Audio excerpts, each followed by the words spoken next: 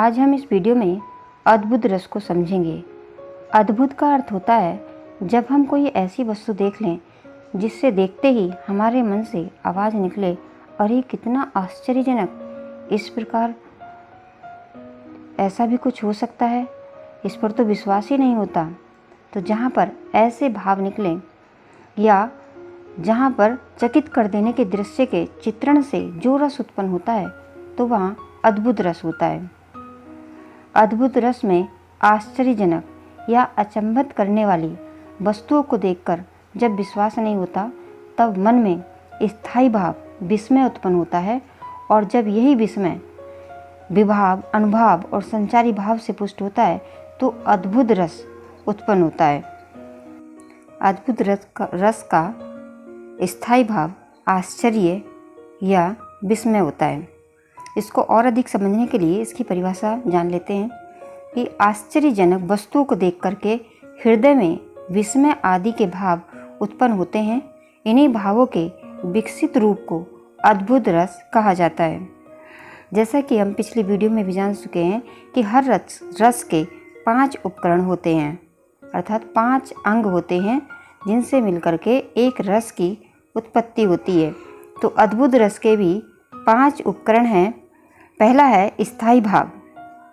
स्थायी भाव अद्भुत रस का होता है आश्चर्य अर्थात विस्मय। आलंबन आश्चर्य उत्पन्न करने वाला पदार्थ या व्यक्ति कि किसके कारण, किसी व्यक्ति के कारण भी ये विस्मय हो सकता है, आश्चर्य हो सकता है। किसी पदार्थ को देख करके या किसी वस्तु को देख कर भी आश्चर्य उत्पन्न हो सकता है। तो जिसके कारण ये आश्चर्य उत्पन्न हो रहा है वो उसका आलंबन विभाव होता है। उद्दीपन विभाव किसी अलौकिक वस्तुओं का दर्शन करना, श्रवण करना या कीर्तन करना, ये इसके उद्दीपन विभाव होते हैं। उद्दीपन विभाव से ये जो भाव होते हैं ये और अधिक बढ़ जाते हैं। चौथा है अनुभाव। जब स्थायी भाव भी जागृत हो जाता है, इसके आलंबन भी मिल जाते हैं कि किसके कारण से ये जो है स्थायी भाव जागृत हो रहा है। फिर इसका उद्दीपन भी मिल जाता है कि किसके कारण से ये और अधिक आश्चर्य बढ़ गया। फिर होता है अनुभाव। अनुभाव कि जब व्यक्ति में स्थायी भाव जागृत हो जाता है तब उसकी शारीरिक चेष्टाएं क्या होती हैं, वो क्या करने लग जाता है, कैसे पता चलता है कि इस व्यक्ति के अंदर आश्चर्य या विस्मय रस जागृत हो गया है। तो उसकी कुछ पहचान होती है, उसके ये अनुभव होते हैं।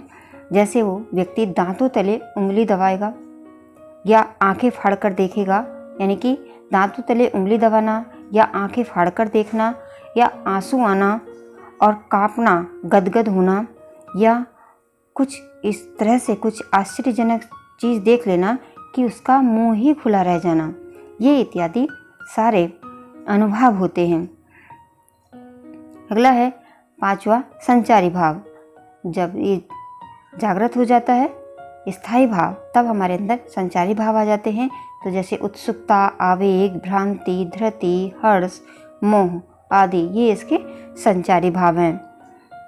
इसको और समझने के लिए इसका एक उदाहरण देख लेते हैं। यहाँ वहाँ दुई बालक देखा, मति भ्रम मोरी की आन बिसेखा, देखी राम जननी अकुलानी, प्रभु हसे दीन मधुर मुस्कानी, देख रावा मात ही निज अद्भुत रूप अखंड, रोम रोम प्रति लागे कोटि कोटि ब्रह्मांड।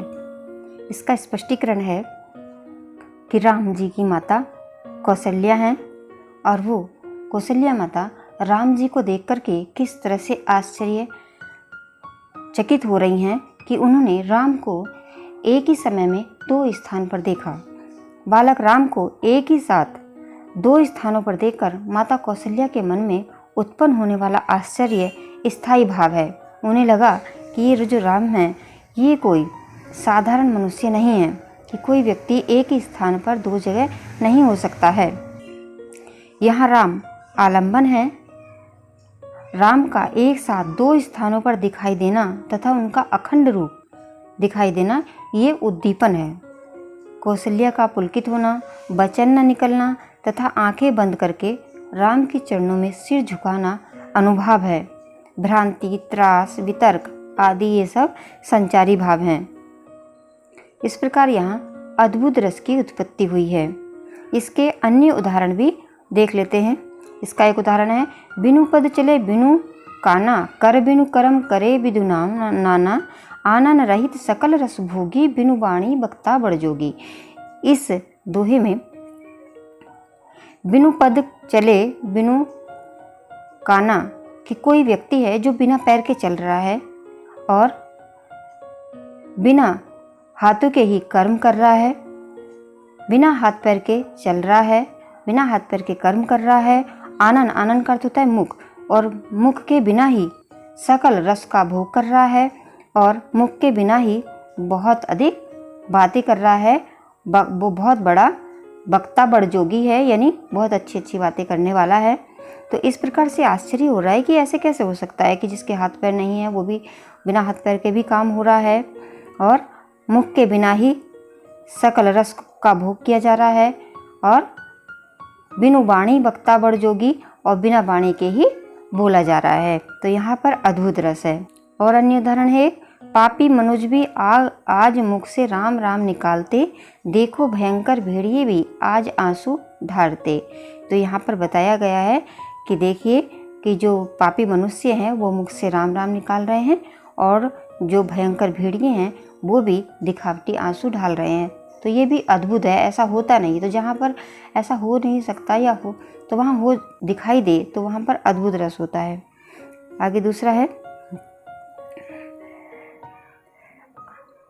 आगे नदियाँ खरी अपार, घोड़ा कैसे उतरे पार, राणा ने सोचा इस बार, तब तक चेतक था उस पार। यहाँ पर राणा प्रताप की वीरता का वर्णन है कि राणा प्रताप जब युद्ध में जाते हैं तो जो उनका घोड़ा था चेतक, वो बहुत ही शक्तिशाली था। जो चेतक था उसकी वीरता की कहानियाँ इतिहास में प्रसिद्ध हैं कि जब वो युद्ध कर रहे थे तो सामने एक नदी आ जाती है, तो तब तक वो सोच ही रहे थे कि मैं इस नदी को कैसे पार करूँगा। तब तक राणा प्रताप ने सोचा ही था, तब तक जो है चेतक उनका घोड़ा उस नदी से उन्हें पार ले गया। तो यहाँ पर भी अद्भुत रस है, यानी कि आश्चर्य हो रहा है कि ऐसे कैसे हो सकता है। जब तक राणा ने सोचा तब तक जो घोड़ा कूद करके पार हो गया उस नदी को। तो यहाँ पर भी अद्भुत रस है। इस प्रकार अद्भुत रस को समझ सकते हैं कि आश्चर्यजनक या अचंभित करने वाली वस्तु को देखकर जब विश्वास नहीं होता तब मन में स्थायी भाव विस्मय उत्पन्न होता है। जहाँ पर कुछ हम आश्चर्यजनक चीज़ देख लेते हैं और हमारी आंखें खुली रह जाती हैं या मुंह से निकलता है अरे कितना सुंदर, तो जहाँ पर मुंह से ऐसे निकले हम आश्चर्यजनक किसी वस्तु को देख करके हो जाएं, तो वहीं पर ये अद्भुत रस होता है।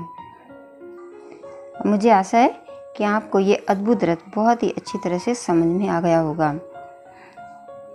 और अगर समझ में आ गया है तो इसको अपने मित्रों के साथ शेयर करें ताकि सभी छात्रों को इसका लाभ मिल सके।